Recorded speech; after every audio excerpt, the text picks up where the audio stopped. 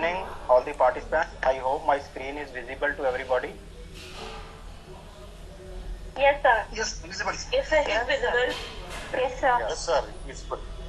Yes, sir. So, good evening, everybody. Today we will talk about how to write a synopsis. Good evening, sir. Yes. So, what are the objectives of today's session? Day 2. How to write a synopsis. You will come to know how can we write a synopsis, a good synopsis. Then do's and don'ts of synopsis writing, what we should follow and what we should not follow while writing a synopsis. Then title formation, how can we design a good title that is attractive, effective, and you can say working title. Then introduction and literature review writing.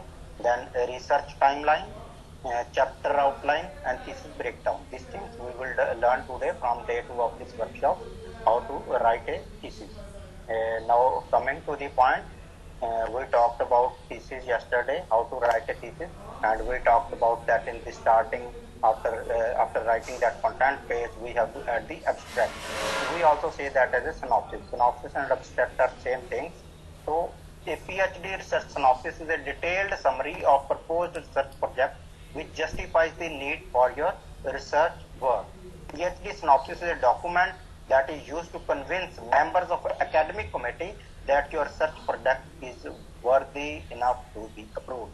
The research synopsis, this is like a research proposal that we submit before getting any grant, and this synopsis is a proposal to submit to the university, to the research committee, that we are going to do a research on this title, and we will use these techniques, these methodologies, this research methodology we will adopt, and these tools and techniques we will apply, and in this way we will do the data analysis and we will come to the findings. All this is about research synopsis through viewing, and this by the expert committee, by the RDC committee. They will check into the matter, and after doing that your viva, they will accept it that you are eligible for continuing your research, PhD research. Similarly, for MTech and every other research, a synopsis is prepared that is like a step that tells that how you will do that research and what will be involved in that research. So, why do we make synopsis? Synopsis may be a proposal to entry into a PhD. The proposal should establish the area of research project, the central research question, and methods to be employed. During the course of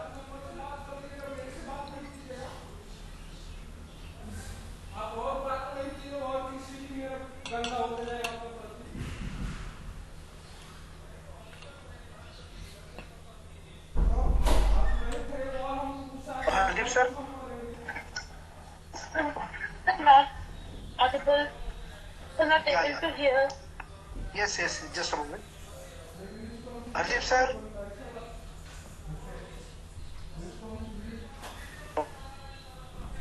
Professor Hardeep, sir. yes, sir. Yeah, now you are audible, sir. Okay, right. So I have to start from the starting, I think. Yes, sir, So, please. firstly, we will talk about what are the objectives of today's session, day 2. You will let to know after the session how to write a synopsis, then do's and don'ts of synopsis writing, what you should follow and what you should not follow while writing a synopsis, then title formation. Today I will let you know how to design a title, the effective title, impressive title, and the title that will work for your research. Then introduction and literature review writing, then research timeline, the how much time in the synopsis we have to mention how much time we will take for the research. Then chapter outline and thesis breakdown. This you will learn today on the today's day 2 of this workshop on how to write the thesis. Then coming to the point, synopsis. What is synopsis? So a PhD research synopsis is a detailed summary of a proposed research project which justifies the need for your research work. PhD synopsis is a document that is used to convince members of academic committee that your research project is worthy enough to be approved.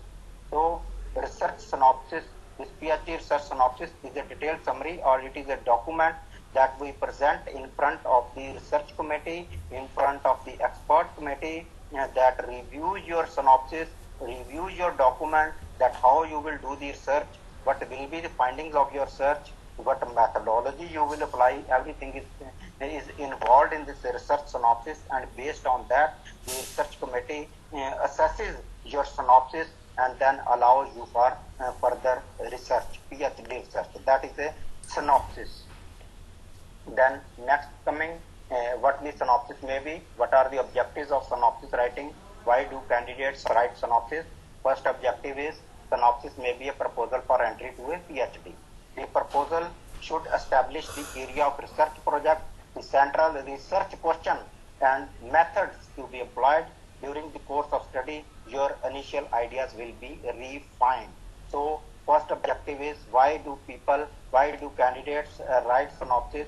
As we go for admission to PhD, after clearing our entrance test, we have to write a proposal that we say synopsis, in which everything is included, an area of research project, in which area you will work, then central research question, the objectives of your research title, why you are doing research, what you want to find out, and what method you will use, what research methodology you will use, what tools and techniques you will use.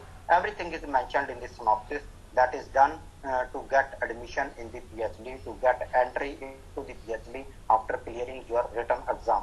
So done one aim or one objective of writing synopsis is this, that to get entry into the PhD degree. Similarly, in any other, you can say in masters or any other, this proposal is written, but the objective of that master's synopsis is not to get admission in the degree, but in case of PhD, the synopsis is written to get admission into the PhD, to convince that committee, expert committee, that I will do this work in this research area and I will find solution to this problem. Second is synopsis may be proposal for upgrade to a PhD.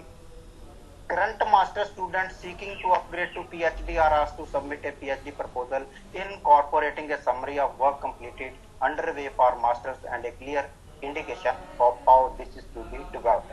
I hope you got my point. What I want to say, that it is for master students in some universities like Chitkara University or many other universities. What do they do when the students are doing MTech or masters? They ask the students who are willing to do PhD, they need to submit a proposal. They do not go for entrance test or an interview or anything. They have to just submit a proposal to upgrade to PhD, because they are already admitted in that university. They are already master student of that university. When they want to go for PhD, they have to upgrade themselves from masters to PhD. They have to submit a proposal, and that proposal is called synopsis. It is in the same way, we write for direct entry into PhD. We talked in the previous slide that in the same way synopsis is written. What is the area of your work? What are your research objectives? How will you achieve them? What research methodology you will use? And everything that is mentioned previously, samely we will mention in this for upgradation into PhD from master's program. Next, third objective of synopsis is a synopsis for a PhD review. Some universities ask you to present a revised synopsis each year at an annual review. The synopsis is organized in the same way as a proposal, although it will also include a summary of work already completed. You may say it is synopsis. Some universities, like in this IKG Punjab Technical University, we say it a progress report. We call it progress report. Some universities call it synopsis report. That is the student who is already doing PhD. In some universities, what is done, the viva is done at the end of the, you can say, end of the degree, when you complete your research work, and you have to submit your progress report in written only. And in some universities, this progress report is to present it. So this is a PhD review in which you mention that what work you have done and how much you have completed, and how much objectives you have completed.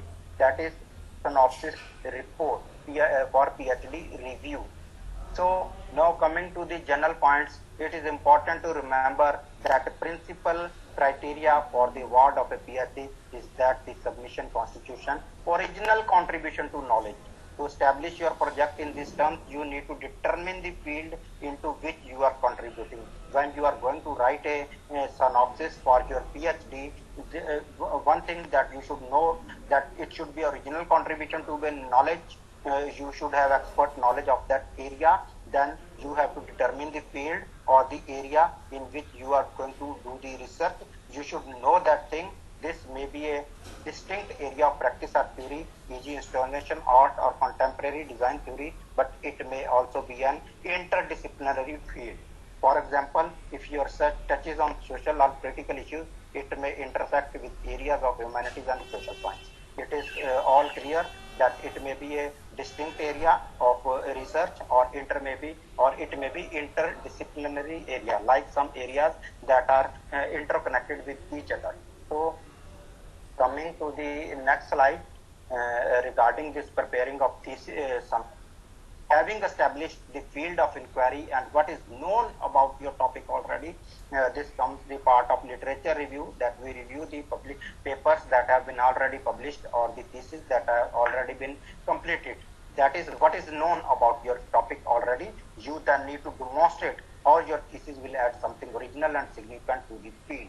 This is how you have to convince the research committee after making the thesis synopsis, or you have synopsis in such a way that the expert committee, they may come to know what you have studied, what you have reviewed, and what you know about the topic, what has already been done about your research area, and what you want to demonstrate something original and significant to your field, how you will participate in that. You may do this in a variety of ways, for example, by redressing a bias or oversight in the existing literature, or by applying a new method, such as practice-based approach, to yield new insights to established field, or by simply being the first to systematically study an important phenomenon. It may be done on the area that the research has been already done. You can continue that working on the, you can say, scope of future research that has been mentioned in the research work that you have already studied or reviewed. Then there is no need to make research in art design conform to a rigid scientific model. Think about how and why your work is innovative and important. You have to convince the committee that how your work is real, how it is creative, how it is innovative, how it is unique, and how it is important. Then try to articulate this clearly, make reference to other significant research. You should know that what research area, which research papers you have studied, and what were the outcomes of that research papers that you have studied, that scholars have worked in your area. You should know about that. In the viva of synopsis, everything the expert committee that wants to know. Structure of synopsis. What is the structure of synopsis? We talked about yesterday. We talked about the structure of thesis. What should be added in the thesis? Then structure of synopsis. That is somewhat similar to that. First is working title. The title that should be effective, impressive, and design should be good. The wording should be precise, accurate, so that the expert committee, they may come to know that you have complete knowledge about the research area you are going into. Then statement of topic and aims. The review of literature and relevant practice, it is again very important. I am stressing on this thing, that before doing any research, making any synopsis or thesis, you have to do the literature review. It is very much important. It gives you an idea and in which area you have to go and how to continue your research. Then methods or approach, which method you will apply, which approach you will apply. The research timeline, this is required for PhD review, semester or upgrade proposal, optional for first proposal. This is to show that how much time you did this research and how much time you will take. Mostly it is for upgrade proposal, and in some universities for the first proposal. In this synopsis we also have to mention that how much time we will take to complete our research work. Then chapter outline and thesis breakdown required for PhD review, synopsis or upgrade proposal. It is again optional for first proposal. So we have to write the chapter outline, how many chapters you will take, like introduction, literature review, and all the chapters you have to mention, 5, 6, 7, 8, 9, 10, how many chapters you will make and what will be the title of those chapters. This you have mentioned in the synopsis. And lastly, references. References is that what research papers you have you have studied. Then writing a PhD title. A PhD title is a short sentence that defines the aim and objectives of your PhD thesis or research.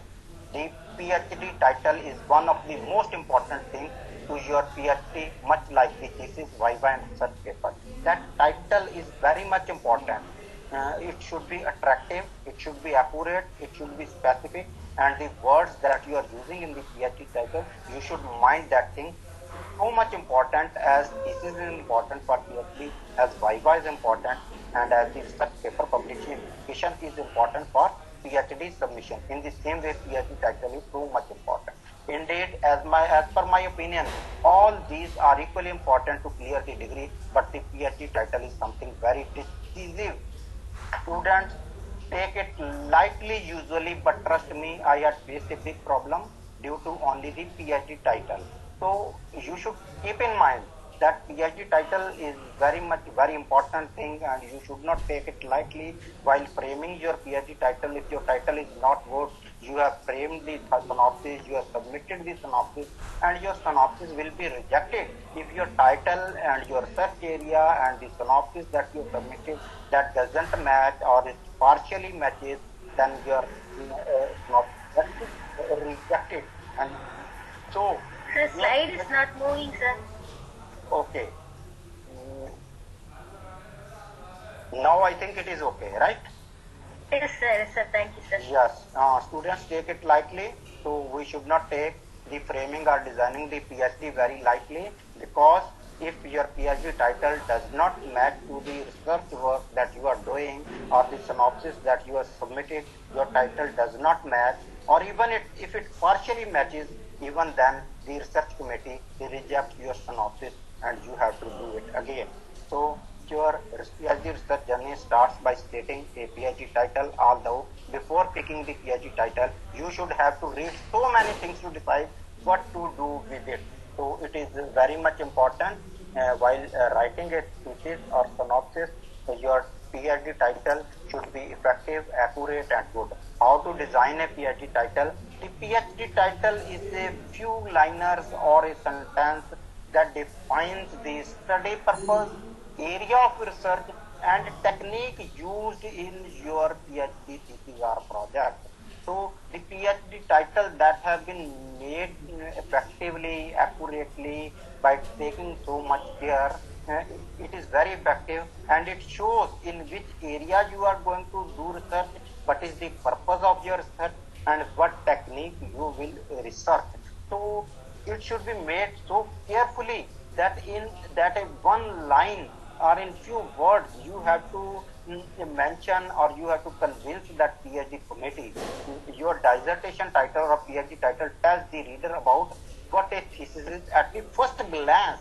The last day I have also told you that PhD title or synopsis title, that is very much important, that the reader, the reviewer or the expert committee, firstly that comes to the title, and if your title is good, that committee goes ahead, and if your title is not impressive, not effective, it doesn't show what area of research you are going to do and how that research you are going to complete, then there are some chances, so many chances of getting rejected. The poorly designed title may mislead readers, create confusions and readers may lose interest.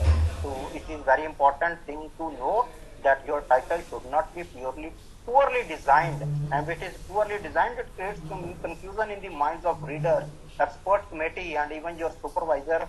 When he sees your synopsis title or PhD title for the first time and it is poorly designed, he gets confused that you do not have proper knowledge about the research area, what you want to do and how you will do that. PhD title is the heart of your entire research thesis. So there are several do's and don'ts to make a PhD title. So like a heart is required to keep the person living, keep a human being living, in the same way, title is that thing that keep your research work living and goes continuing. If your title is not good, you will not be approved to do the research. So title is very much important. So I will discuss here some do's and don'ts to design a PhD title.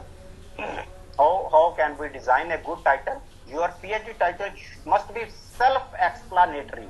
like I have discussed in the previous slide, that it should show your area of search, your methodology of search, and your techniques of search. It should be framed in a so good manner that it should be self-explanatory. Your guide or the reviewer, he may not have to ask you what you are going to do, in which area you want to do research. Your title should include a clear objectives of your thesis.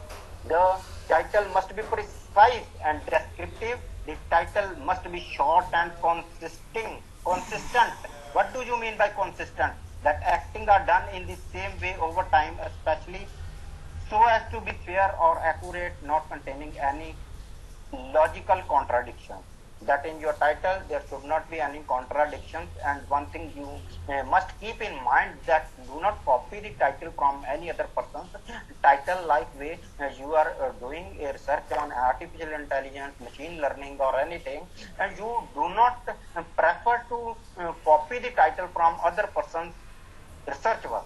Likely your area of search or your motto of search, objective of doing that research on artificial intelligence or machine learning or any other area, that may be different from that research person.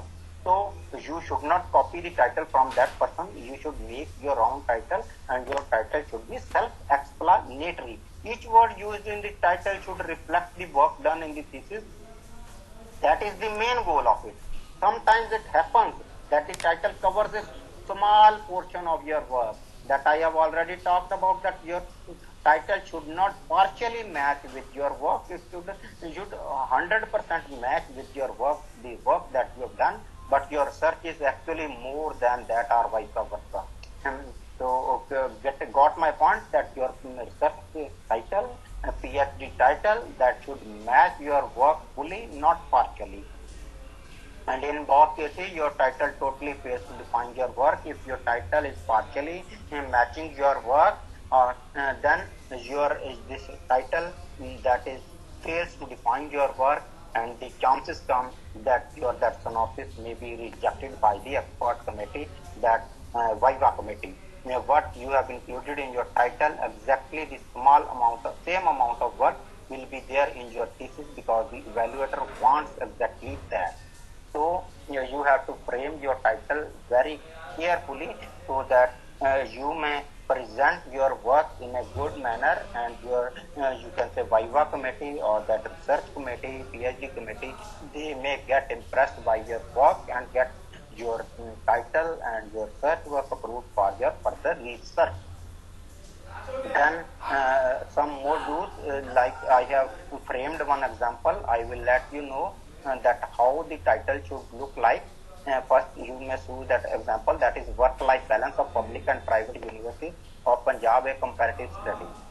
This is you can say a good title, effective title. Likewise, you can see this is the one title of management thesis, a reader, evaluator or examination preliminary look for the study, that is comparative study. Here we come to know that it is a comparative study of public and private university teachers. Must be used by next. The research only includes a class of people, including the university teachers. It is about university teachers. Then public and private universities it is comparative study, and finally they are geologically from Punjab only. So it clears everything for it makes easy for the evaluator, for the PhD committee to come to know that what your research synopsis or what your research is about. So all these should be there in your thesis, in your abstract, introduction, material, method, and such. So then coming to the next point, don'ts to design a PhD title. The title should not be too long. I have already discussed yesterday that your title should not be too long. The title should not mislead the readers. Abbreviation should not be included in the title. You should not include the abbreviations. Put the full forms. Like machine learning, write full machine learning, do not write ML. Artificial intelligence, do not write AI, write full artificial intelligence. Likewise, you are working on work-life balance, write work-life balance, do not write WLB. In the same way, there are a lot of abbreviations in every area of search, in every subject. So we should avoid abbreviations, rather write full forms. The title must not be teasing or abusive. The title must be professional. Briefly, the title must be of 2 lines. 2 lines looks good on a thesis, and most importantly, can't mislead readers. Furthermore, you have to understand that it is a PhD title, not a blog title or YouTube video, so it should be strictly professional. So keep in mind that your search title, PhD title, that should be professional. No unprofessional should be seen in your research work. Then this is a title. I have already talked with you about the title.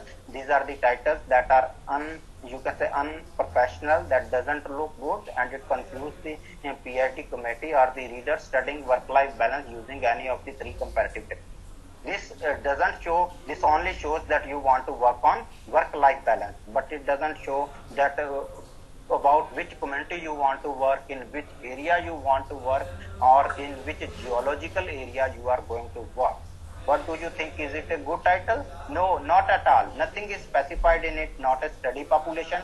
You haven't mentioned a study population. Which population? About doctors, nurses, about teachers, school teachers, university teachers, college teachers.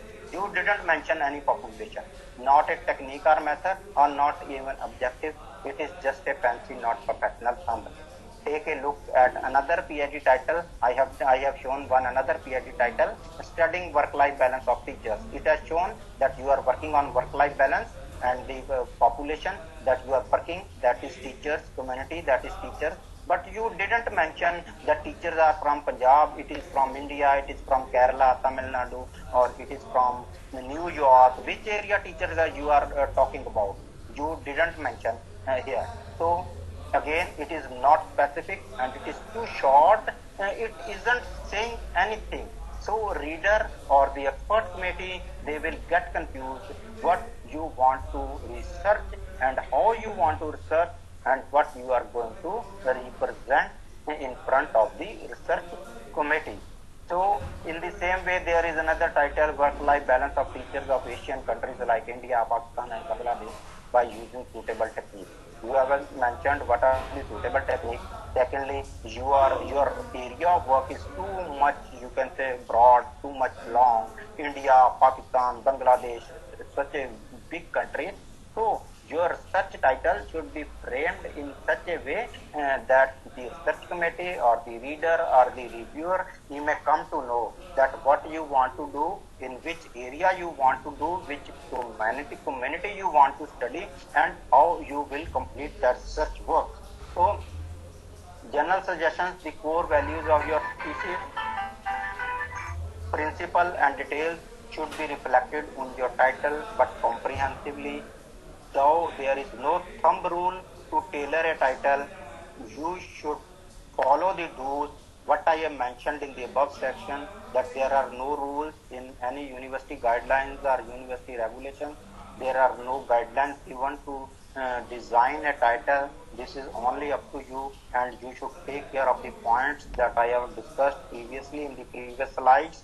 You should take care of those points, and you should tailor a title, you should design a title in a good manner that may be a working title. I want to mention one more thing, that is spelling mistakes and grammar errors are avoided, and the punctuation and capitalization should be used correctly. This is very much important, that we are able to make effective title, accurate title, specific title, what we want to know, but we sometimes make spelling mistakes or grammatical errors, and they again you can say make that research committee, Viva committee, or that expert committee annoying when they look that there are grammatical errors and spelling mistakes or punctuation mistakes, and sometimes there are capitalization mistakes in your title.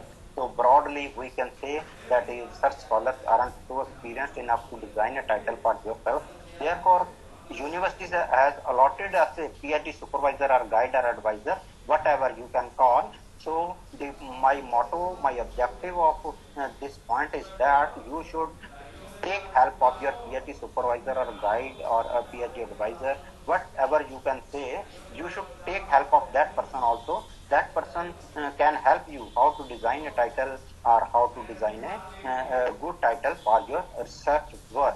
And even if sometimes there is the problem that PhD supervisor or guide or advice, they are not so much helpful, and they do not want to entertain you about this title formation, that the person who cannot design a good title, how can he complete his research, and research work, it is a patience work, and so you have to take care of all these things. And after designing a title, if there is somewhat lacking, 10%, 5% lacking, then that PhD supervisor, he will definitely help you. First thing is that you have to work on your own to design a good PhD title. Then in some universities, a title clearance committee is also allotted to closely monitor every title before getting the PhD work. So PhD title is very much important, and this committee, PhD committee, and some universities, I have already talked that there is a committee who first finalize the title, and after finalizing the title, then you have to submit the synopsis. So it is again very hard work on the base of behalf of research scholars who are going to do PhD research. Then tips to design PhD title. First, start your title with the words like analysis, evaluation, studying, validating, quantification, measuring, mapping, etc. These words make your objective more focused and clear. Your reader understands instantly what your thesis is about. Second thing that you should take in mind, include your study population in your title. It is a very wise decision to restrict your PhD work to someone geological area, and hence you should have to restrict it by region, state or country, and you can mention it in your thesis or title. That you have to mention the study population. Likely we were talking about the work-life balance. In that population we were talking about, or the community that we were talking about, that were teachers.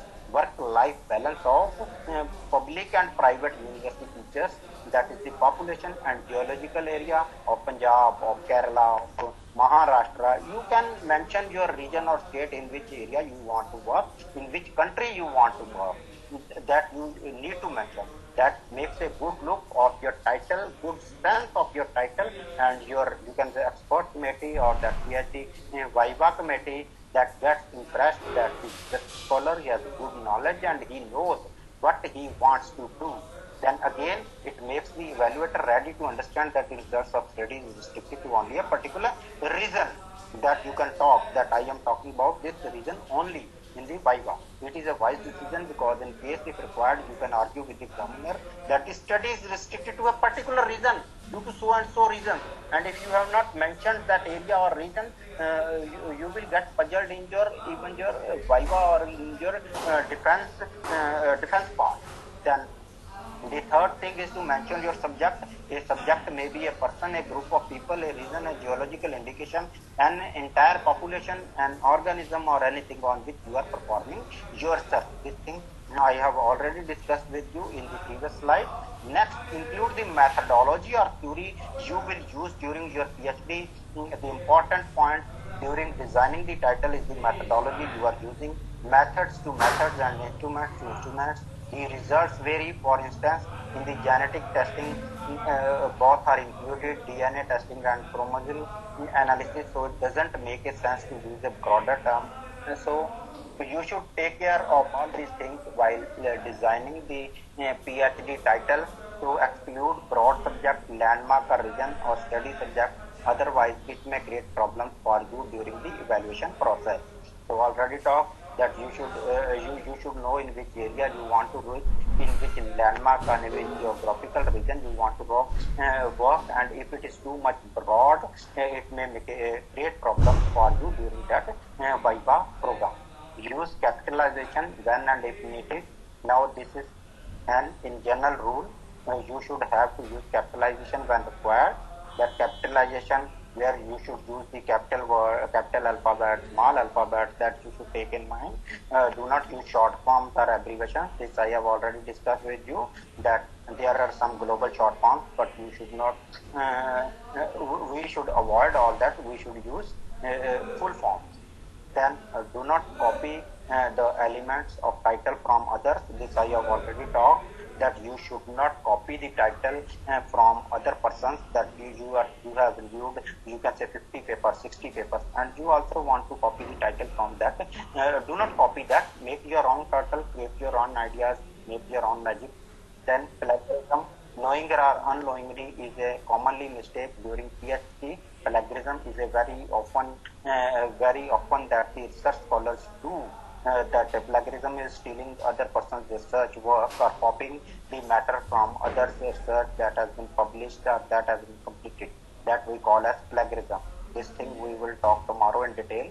That what is plagiarism, what are the types of plagiarism, and how can we avoid plagiarism in your synopsis or in your thesis. It is a great issue that may lead your synopsis or your thesis to rejection, and it is a serious issue, and plagiarism is punishable. You should keep in mind.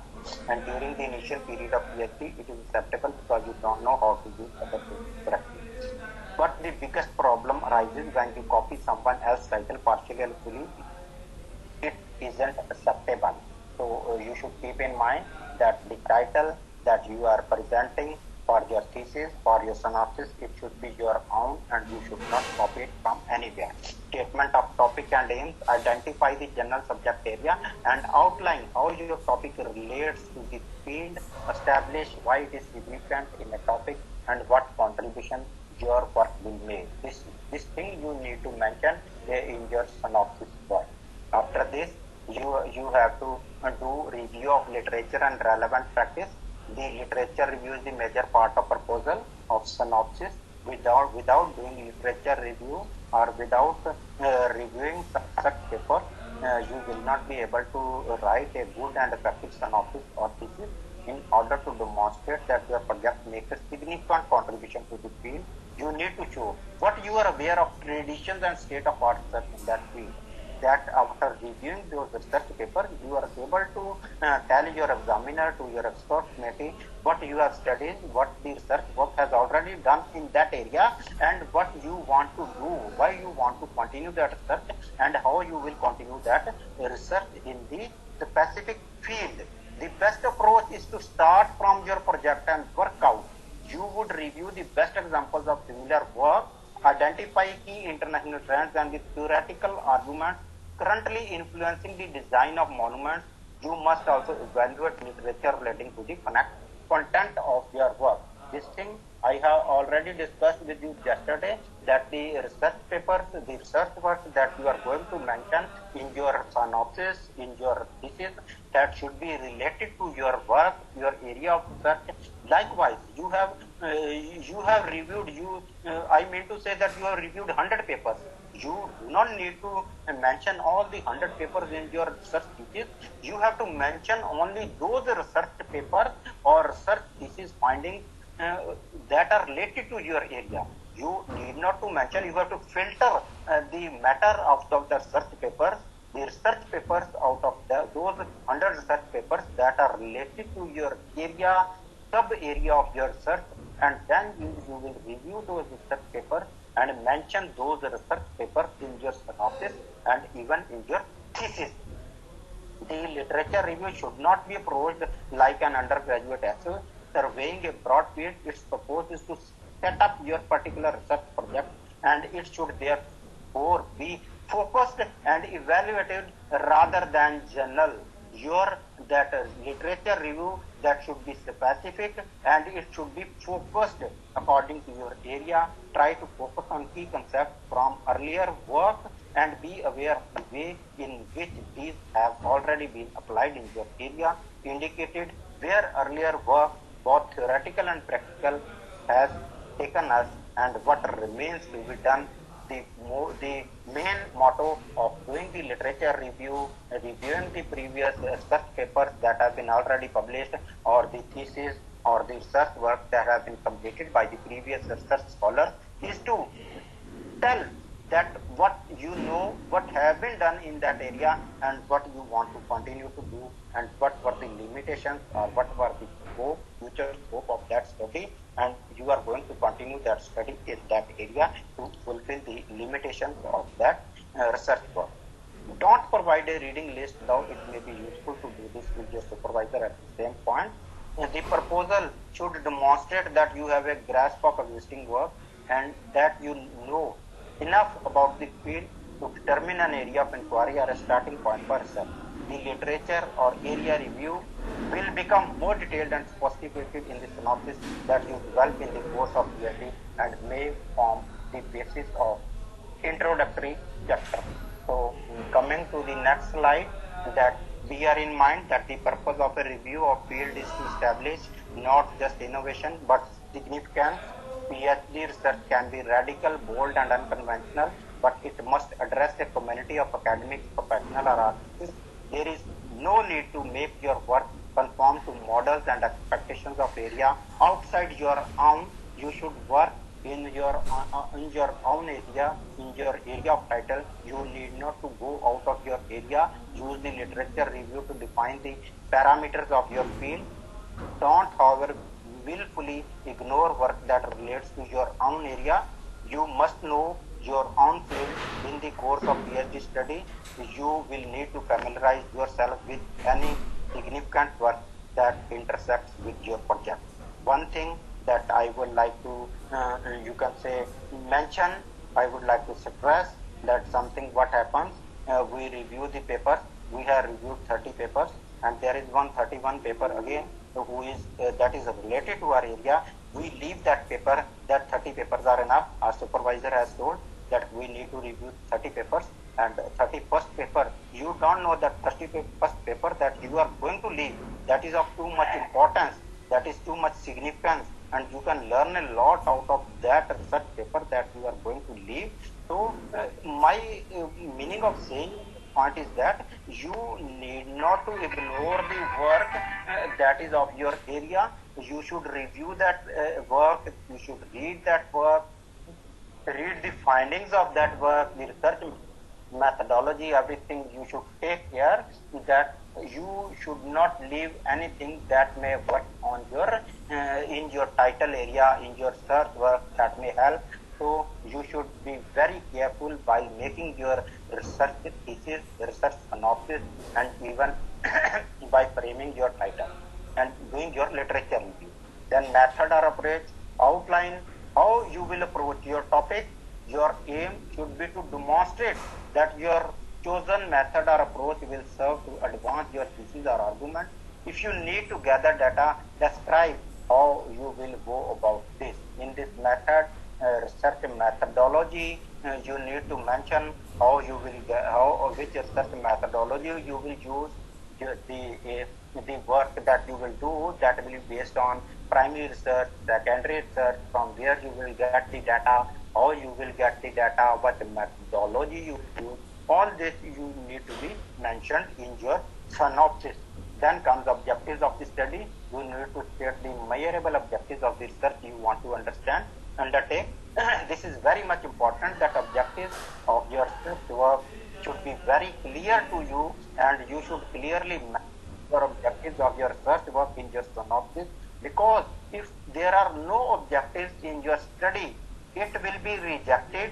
Secondly, if there are no objectives of your study, then how will you come to the findings, come to the results? Because when you make a thesis, your objectives and results and findings, they need to be met, and you have to be giving the results and findings of every objective. And if there are no objectives of your study, what you will do in the research? There is no motto or no objective of your research. So objective is very important part of your research. So you need to mention the objectives of your study in the synopsis part also. Then variables or parameters of the study. You must have done many things to complete your research.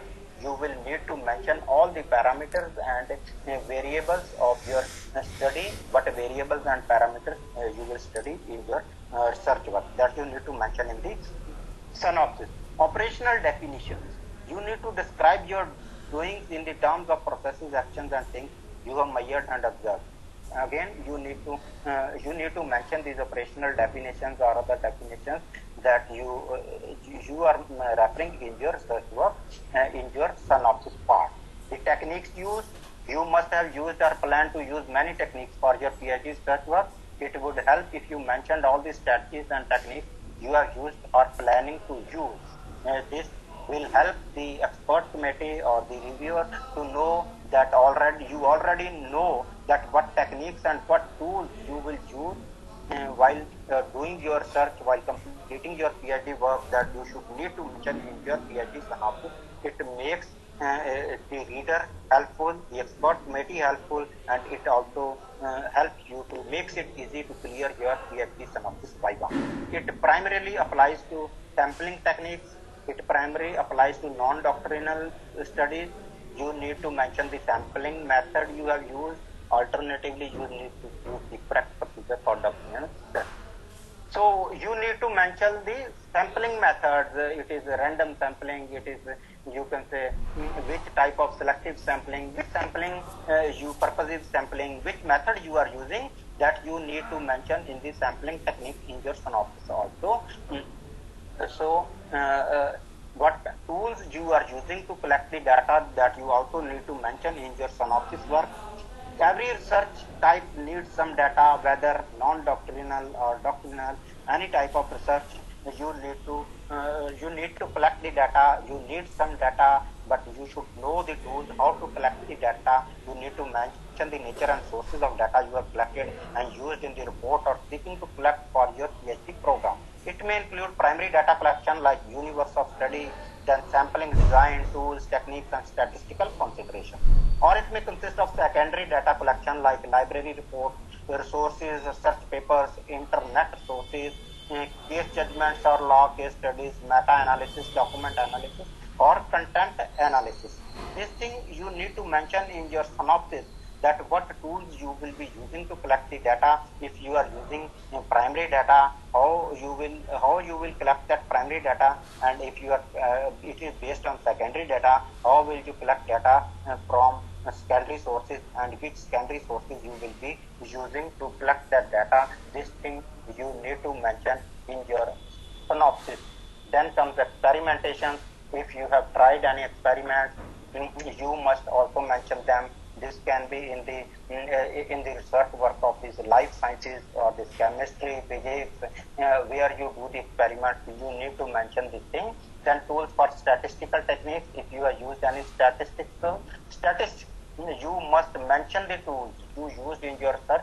This is again very much important, and this helps the reviewer committee or the expert committee to know that how much concern you are about your search area and how much knowledge you have and how you will complete that search. Then discussions or findings. In this section, you will need only to include the data interpretation and analysis planning conducted by you. You also need to mention these discussions or findings, that what will be findings of your research work, what you want to find out of your research work, that should be mentioned in your PhD synopsis.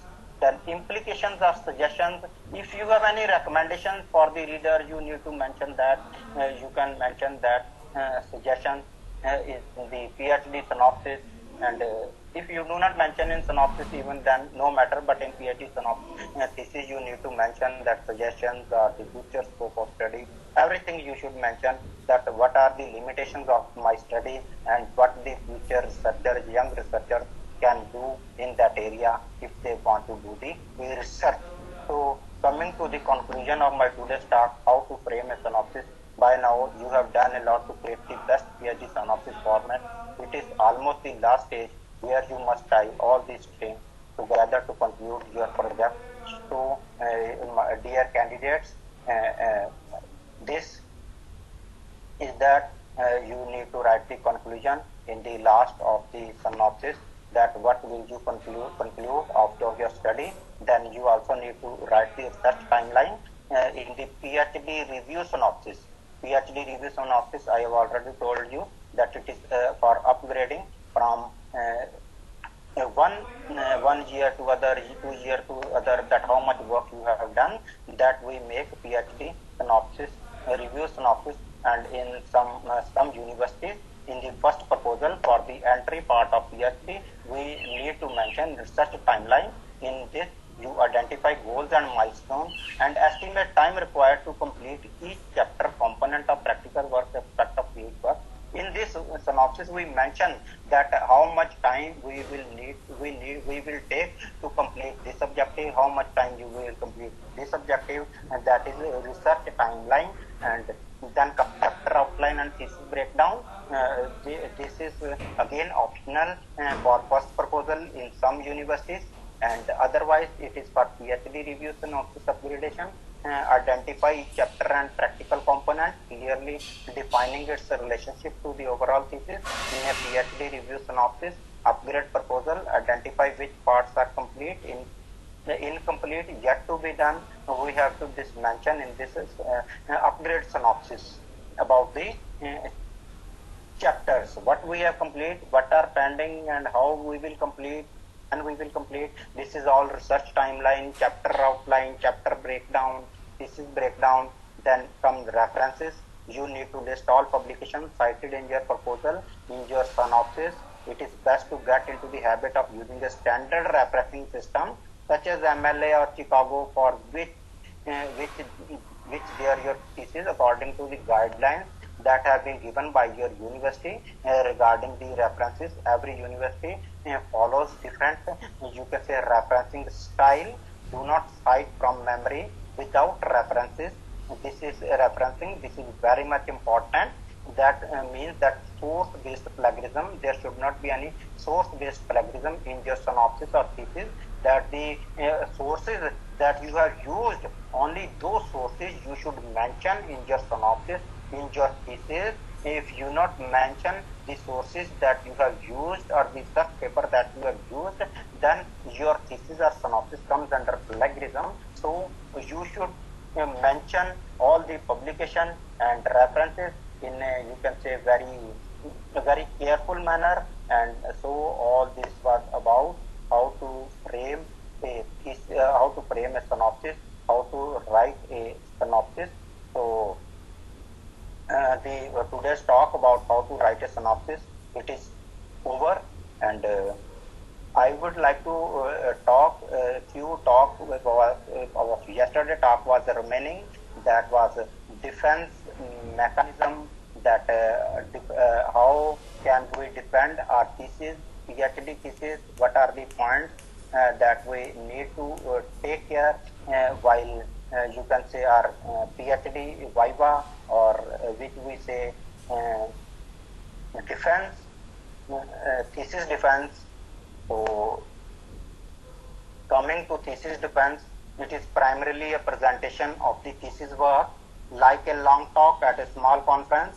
Why we take it a long talk? Because it is a thesis presentation, and this is a research work, a conclusion or findings of your research that you have done in 3 years or 5 years. So we say it is a long talk and small conference because there are only few, you can say, audience, your research supervisor and the expert committee, your external examiner, internal examiner. There are very few people, so it is like a small conference. It is like a long talk at a small conference, but there are likely to be lot of questions. So some possible goals of defense are to make sure that you did it, that the research work that you have done on your own, the expert committee wants to know. Then make sure you understand what you did. Make sure you understand the significance or context of what you did. Then probe your general understanding of the field of the thesis. Make sure the committee understands what you did. Test your ability to present. So this is the main idea or main objective of that presentation or that research viva, or which we say thesis defense, that is done by the universities to assess that you know what you have done and you have done it on your own, you understand, and it also tests the ability about that you know what you have done. Then comes defense mechanism. It is generally about 2 hours long, shorter for MTech and longer for PhD. Presentation is typically preceded by a private discussion among the committee on students' record, ground rules and problems.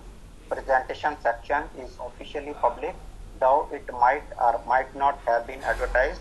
Private discussion among committee follows presentation, during which a decision is reached. Last step is communicating the decision to the student, including any requirements for modification to the thesis. So the main part of this thesis defense mechanism is that you should know what you have done, you should understand what you have done, and one main part that you should know that your all objectives have been met, and you should once correlate the objectives and the findings before you can say submission of your thesis.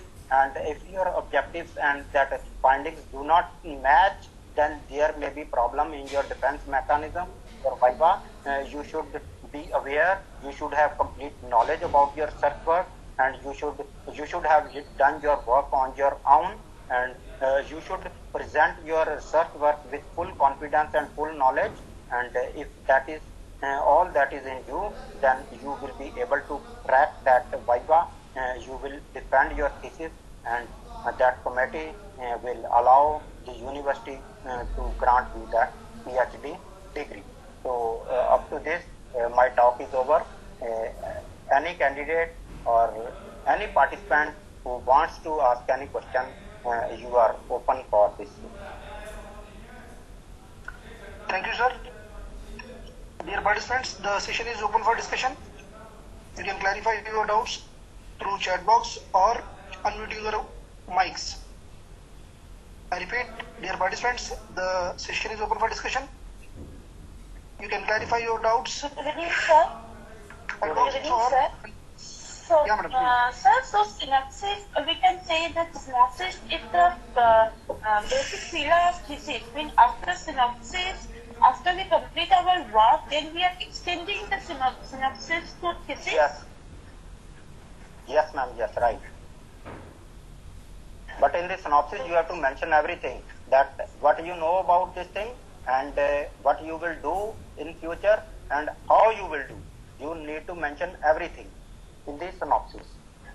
This is very good that this is extension of your synopsis. Your thesis, PhD thesis, is extension of your research work, synopsis.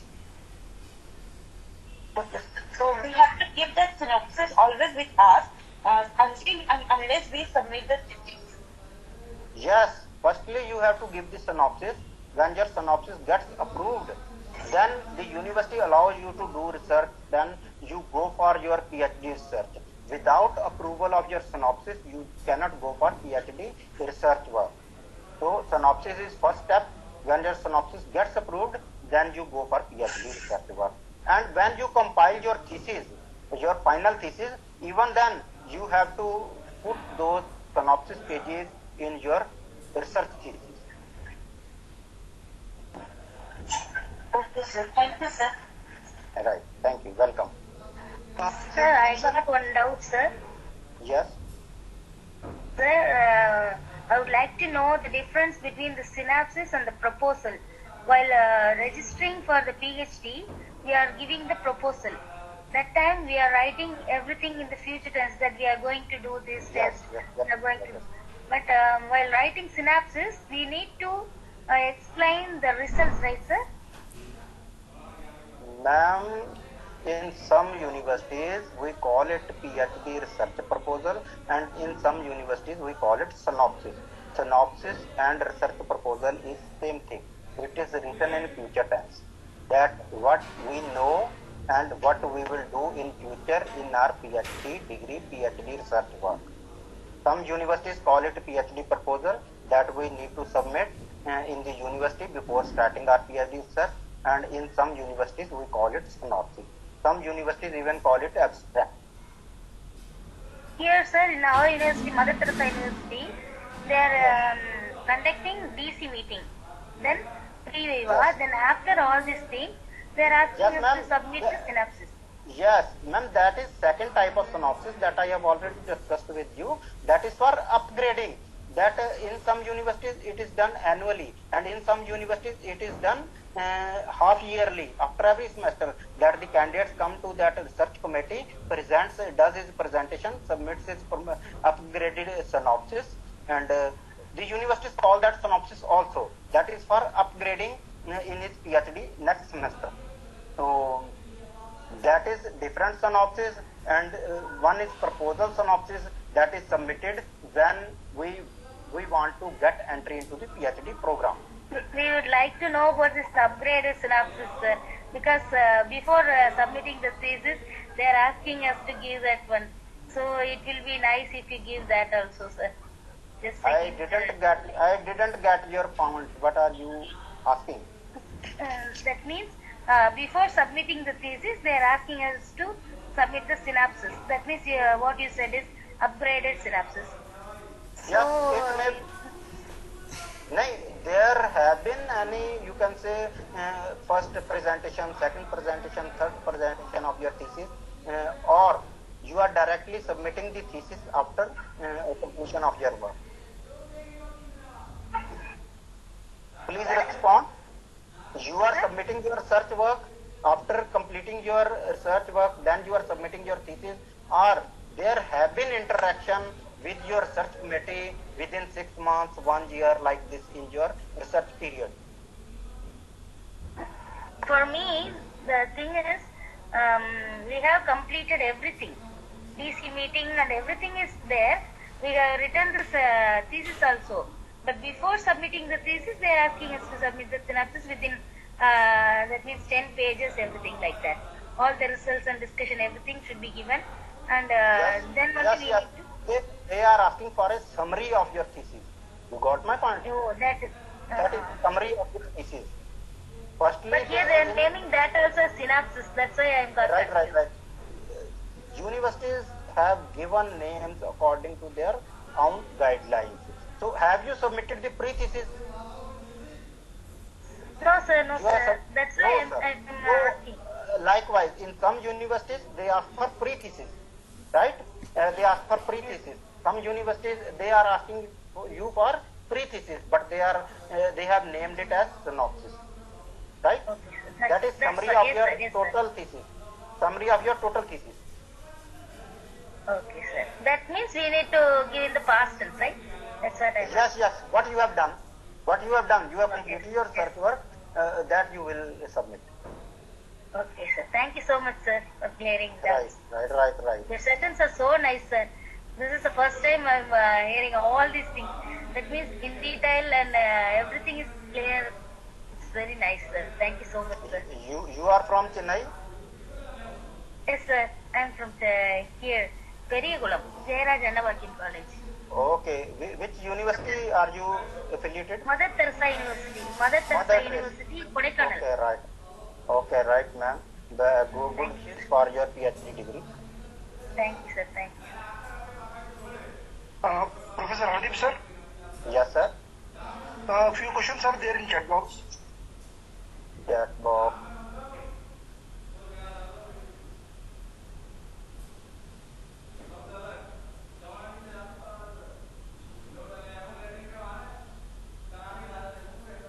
Sir, I am unable to see any question in the chat box.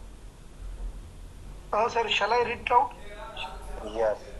These are only good evening messages what I am seeing. You Okay. can read. The first one is from Kavita. Yes. I have one doubt. How many examiners in bracket India and foreign allotted for Vivavos? Right. This differs from university to university, but mostly there is when your thesis goes for evaluation, then the university sends it to one external examiner that is from abroad, from out of India, and second is from India. So when you go for Viva, then only Indian examiner comes. It depends upon the university that can invite the external examiner from abroad also. Otherwise, there is one Indian examiner, then your guide, supervisor who has guided you, and then the other research committee of that university, in which there may be dean of research or other committee members that they have formed in their university. But if you have done your work on your own, you know everything, then you don't need to fear of anything, and you will clear your Viva. You should have complete knowledge, and the points that I have told you, you should take care of that thing. No matter anybody can come, nothing will happen when you have complete knowledge. I hope, Kavita, your question has been cleared. Anything more you want to know, you can unmute your mic and ask. Sir, Good evening, sir. Good evening, sir. Sure. I'm clear now. Thank you. Thank you so much. Right. Good luck. Sir, Hardeep sir, one more question by Yes. Shweta P. Sir, is Yes. there any plagiarism in synopsis? Right, right. Is there any? Plagiarism in synopsis. Yes. Plagiarism is a very important part of our research work. It may be synopsis, it may be thesis, it may be pre-thesis or your research paper. Plagiarism is considered everywhere. So you should take care of plagiarism. You should have good English vocabulary to make your synopsis on your own. And if you are weak at English, you should take help of any English expert. So you should take care of plagiarism. It is a serious matter nowadays and it is detected very easily. Tomorrow I will let you know that how plagiarism is detected and what precautions you can take that no plagiarism may be there in your synopsis or thesis. Yeah, right, Shweta? You got my point? Hello, good evening, sir. Good evening. I have a question. Yes, right. Can we include the same wordings or same language that we have included in our papers, same in thesis also? Can we include same in thesis? No, ma'am. Wording Like the cannot be same same. matter. Wording cannot be same, but can we? Matter can be same. Likewise, matter Yeah. can be same. Okay. Right? The meaning will be same, but wording cannot be same. Got my point? Okay, sir. The meaning Likewise- can be same, but can't we include the same thing, same matter, like we have published in papers? Right, right. You are from which university? I am from Haryana, Hisar, Guru Jambeswar University of Science and Technology. What is your subject area? I am doing PhD in microbiology and I have completed all my research work. I am waiting for my paper publications. Right, ma'am. I will let you know. Usually it happens nothing. You got my point? Usually it happens nothing. But if it is detected, then you are at a fault. You got my point? Okay, sir. If it gets detected by the plagiarism checker or by any other way, then it can become a, you can say, risk for you. It can become a problem for you. So please take care that you are at your last step of PhD, and if you are not good at English, there are a lot of research scholars who are not good at English. You can consult a English expert. It's not about the English language. It's about the subject matter. Like I have published, if I have published 2 papers for my PhD, and if I include the same, like I don't have much broad topic, but my topic is narrow, but it is very crucial. It is I have developed a new technique. It is about a technique, Right. isothermal application. Yes. There are some technical things that you have to write in the same way, right? Yes. That doesn't matter. But the things in which the English wording can be changed, you should change that thing. You got my point? There are Yes. some formulas, some technical things, some technical definitions. And one of my paper is almost same like the title of my thesis. One paper, Right. main paper, major paper is on that. So how can Right. I consider other language? How can I use other language? Can you suggest me? I didn't get your point. Like one of the out of my other papers, one of my paper, major paper is on almost the same language that Right. the whole thesis title it have. That is on development of a technique. For the detection of a virus. So I want to know how I can use other language or other terminologies for the same thing. You need to consult a English expert. Okay, sir. You consult an English expert. There may be English teacher, English professor in your university, that Guru Jambeswar University, or there may be other person who may be in your circle who is English expert. He will guide you in a proper way how you can remove that self plagiarism may not come in your thesis or may not be shown in your search paper. You got my point?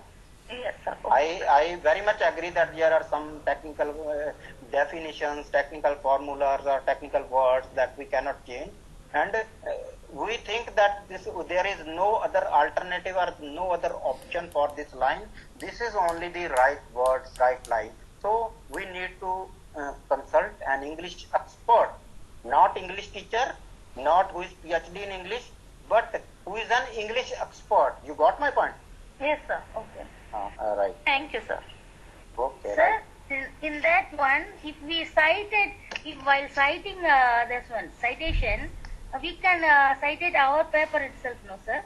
That means plagiarism will be reduced, no? When we cited that properly. Our own paper, when we are citing that in the thesis, it won't show the plagiarism, right, sir? What do you want to say? That you have added the same language in the thesis, or you have referred that paper? Will refer because for me, Then it is clarification techniques. If you have referred and you have put in the references, then it is no matter. My own paper itself. That means characterization techniques, it will be included in one chapter. So already I have published in the paper. I have to do that again in the thesis because that is the only thing I have to do. Because characterization shows only one result. That result only I have to give it again in the thesis. So I can refer that and I can give, no, sir? Yes. You have to put in the references. Yeah, okay. That's what I want. Thank you, sir. Anybody else? Another 10-13 minutes are there. Chapter 1 and 2 is completely written on words explain the examples of previous written authors. It is Shweta, she has written chapter 1 and 2 is completely written in own words, explain the examples of previous written authors. So what is this query, Shweta?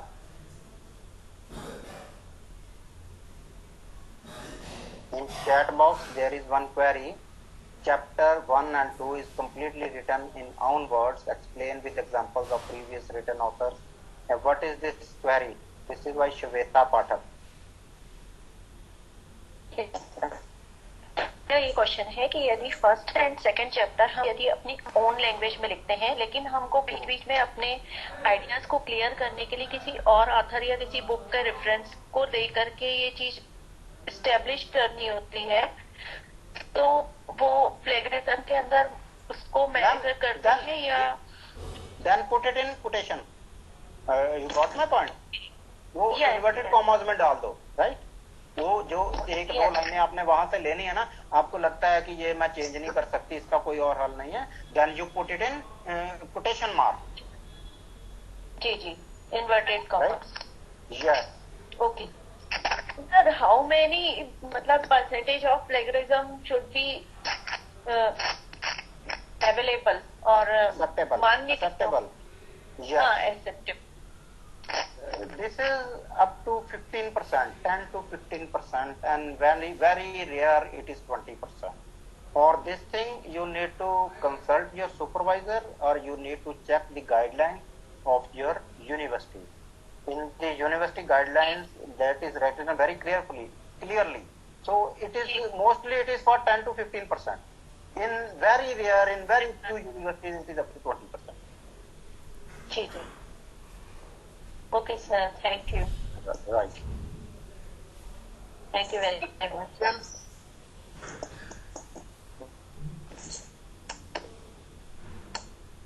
Any more query? Sir, I am Prabhat Kumar. I want to know what is difference between synopsis and research design. Synopsis and Research design. research design. Yes, sir. Synopsis is different thing and research design is different thing. Research design is that how you will do that research, what research methodology you will use, what tools you will use, what techniques you will use, what will be your population, how much sample you will use, right? What techniques? This all comes under research design, and research design is a part of synopsis or research thesis. In synopsis, we write in brief, and in thesis, we write in detail.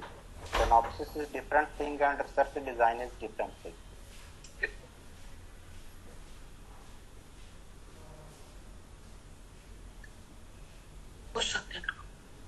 Right. Any more queries? Thank you, sir. I want to know, sir, what is the matter in abstract, in research, paper in conference? Yes, abstract. Abstract is summary of your research paper. You have seen that What was the point उसमें deal होना चाहिए? it is only up to 200 words, 200 to 300 words abstract. Abstract is again like synopsis, like we write synopsis of the PhD research work. Similarly, abstract is the synopsis of your research paper. In it, we in 1 or 2 lines we give the introduction of your title. Then in 1 line we write the research methodology you will use. Then you also write the sampling technique and how you will conduct that research. Then after that, you in 1-2 lines you will write the findings, and after that you will write the keywords. It is only up to 200 or maximum 300 words. Yes, sir. Thank you, sir. Right. Welcome.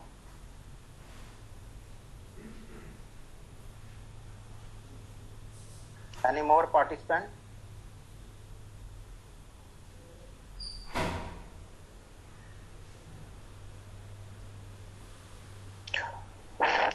Hello नमस्ते sir hello Hello. हाँ sir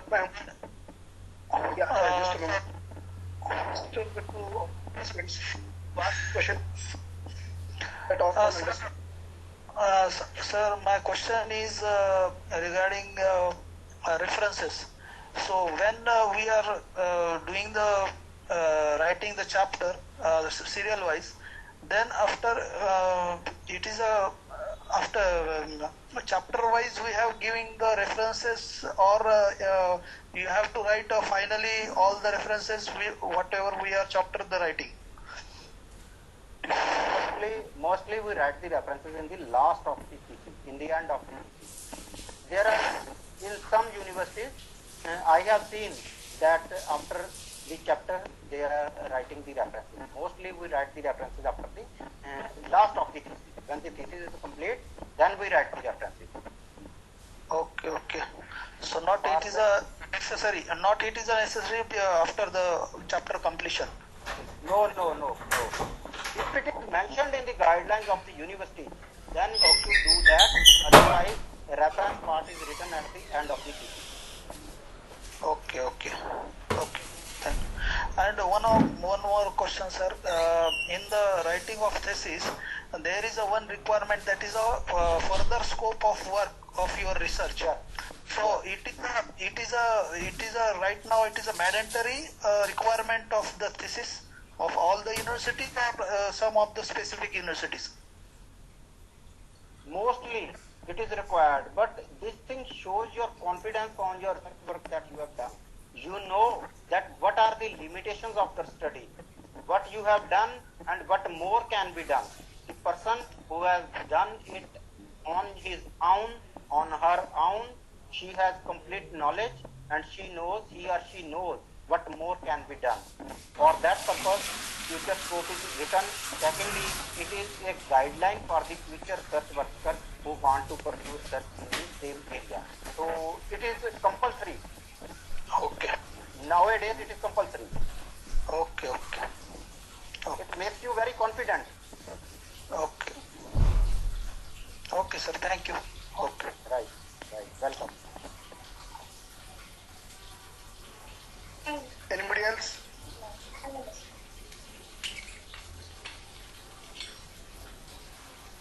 So if there is no questions, we'll stop here. Okay, speaker sir. Sir Shall we stop? Sir Yeah. क्या Please. इसका video recording भी उपलब्ध हो सकता है क्या इस वेबिनार का? Yes, sir. We will try to share. Yes, sir. Thank you, sir. Welcome, sir. So, on behalf of Tailoring Institute, we are very much thankful to our speaker, sir, as well as all participants for their active participation. So, with this, we will stop here. Once again, we will meet tomorrow virtually at 7:30 p.m. So, till then,